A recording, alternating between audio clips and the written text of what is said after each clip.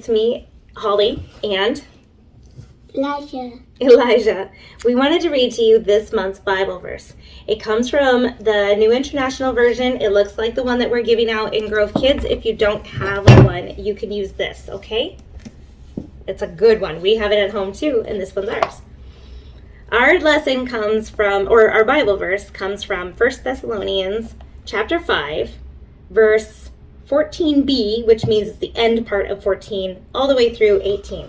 It's a little longer, but hey, we're all memorizing songs, right? We can memorize this.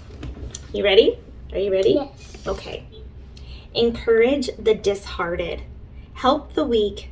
Be patient with everyone. Make sure that nobody pays back wrong for wrong, but always strive to do what is good for each other and everyone else. Do you want to read the rest?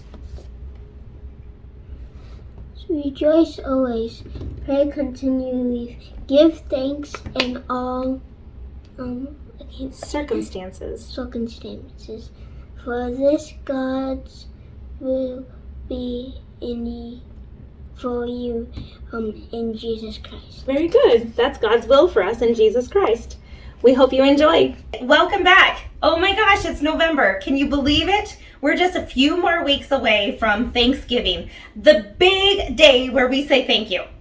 Hopefully that's not the only day that we're saying thankful, right? Hopefully we're using the whole year to be thankful for Mom, for Dad, for our sisters, for our teachers, for our pastors and teachers. Oh my gosh, there's so many things and people to be thankful for.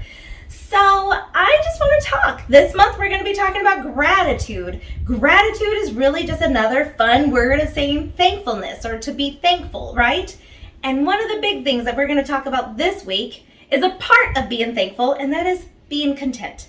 Being content really just means that you're going to be thankful for the things that you have. Maybe you just have a little bit. Maybe you have a lot of it. Maybe you have not a bit. And I don't know, whatever it is that God has allowed you or entrusted you to have, be thankful, because we can trust God no matter what, right? And learning to be content and rejoicing this month because God provides. So this month we're going to hear how the Israelites pick up. They cross the Red Sea. They see miracle after miracle after miracle. I mean, Moses' staff turns into a snake. He parts the Red Sea. He gives them food and manna. There are miracles after miracles. I don't think any generation of people have ever seen more miracles from God in real life. So we want to talk about being content. Being content with whatever you have. Hi. Hey. Oh, hey, buddy. Hi. I'm sorry it's smaller than mine, but it's okay. Just be content. What you have is nice. Sorry. So anyway, oh, hey. Where did you get that one? Hey, Corinne, where did you get that one? Where? Did you see how big hers was? It was huge. I want that. Where do you get that? I want a big one. Whoa, wait a second. Oh my gosh, I just realized. We're going to be talking about the Israelites being content, and I forgot to be content with what I had. Did you see how much bigger mine was than Elijah's? It was kind of big. Oh my gosh. All right, so it's a work in progress. We'll keep practicing till we get better at it. And I hope you guys get better at being content with what you have. I'll see you this Sunday. We love you guys. Bye. Stories of the Bible. Moses in the wilderness. This is Moses, who was an Israelite born in Egypt, in a time when Israelite boys were not supposed to live. Wait, huh? Moses, however, grew up in the palace of the Pharaoh, the very man who was enslaving the Israelite people.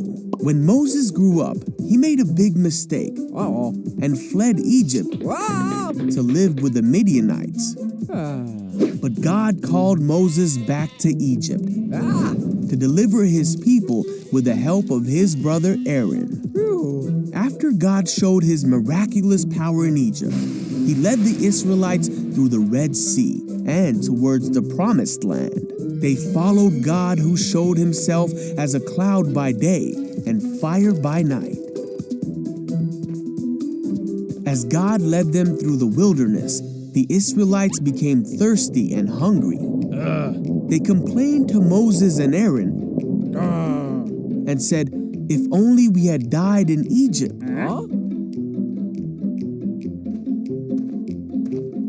God said to Moses that he would provide for his people.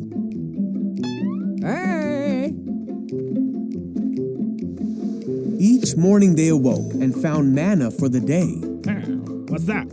And each night God gave them meat.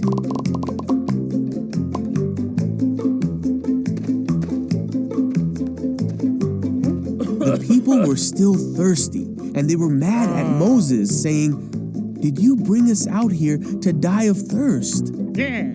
So Moses cried out to God, and God told Moses to strike a rock, and water came flowing out of it for the people to drink. And so the Lord provided for his people's needs. After traveling in the desert for 3 months, they came to Mount Sinai, and God called Moses from the top of the mountain. God spoke to Moses there of the future of his people and reminded him of the miracles of the past. After 3 days, there was thunder and lightning as a thick cloud covered the mountain. The people heard a loud trumpet blast. And Moses led people to the foot of the mountain to meet with God. God told them how his people were to live and how they were to honor him and respect each other. The Israelites had seen for themselves that God had spoken to Moses from heaven. These rules that God told them are called the 10 Commandments. And the Israelites feared God, for his mighty power had brought them out of slavery and provided for them in the desert.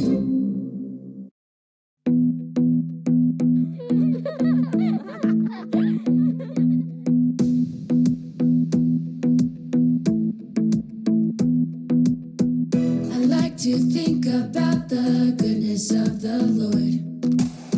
He gives me everything I need and so much more. So I just want to lift my hands and say that I love him. I just want to lift my heart in praise. And I want to be thankful. I want to be grateful. I want to remember everything that the Lord has done. I want to be thankful. I want to be grateful. I want to be.